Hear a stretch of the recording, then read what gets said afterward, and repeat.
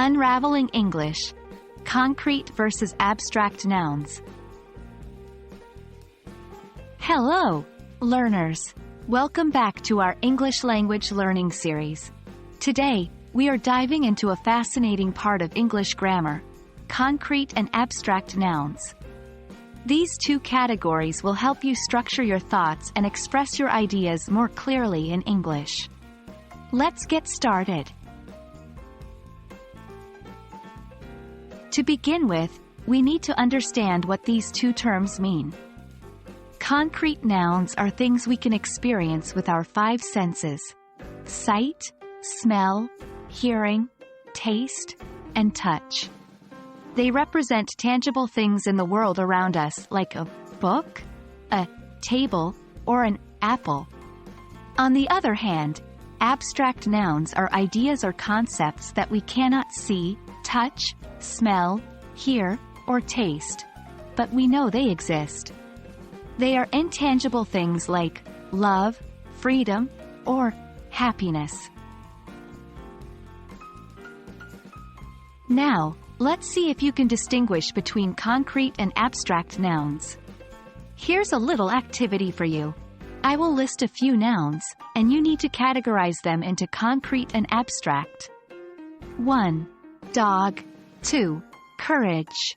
3. Ocean. 4. Truth. 5.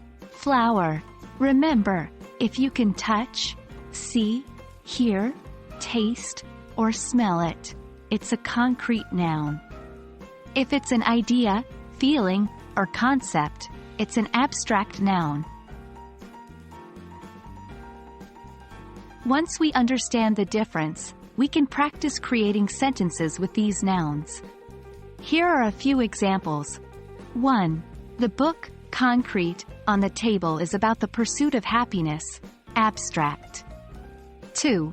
He showed great courage, abstract, when he saved the dog, Concrete, from the burning house. 3. Her love, abstract, for flowers, Concrete, is evident in her beautiful garden.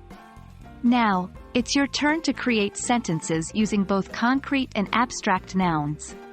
Remember, practice makes perfect.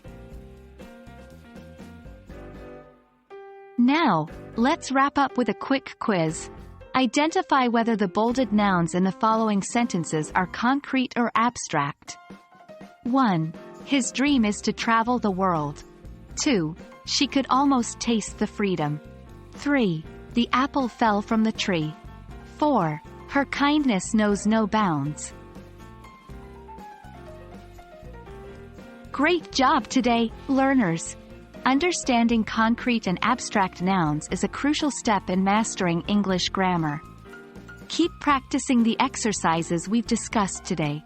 Remember, the beauty of language lies in its ability to express both the tangible and the intangible. Until next time, keep learning and growing.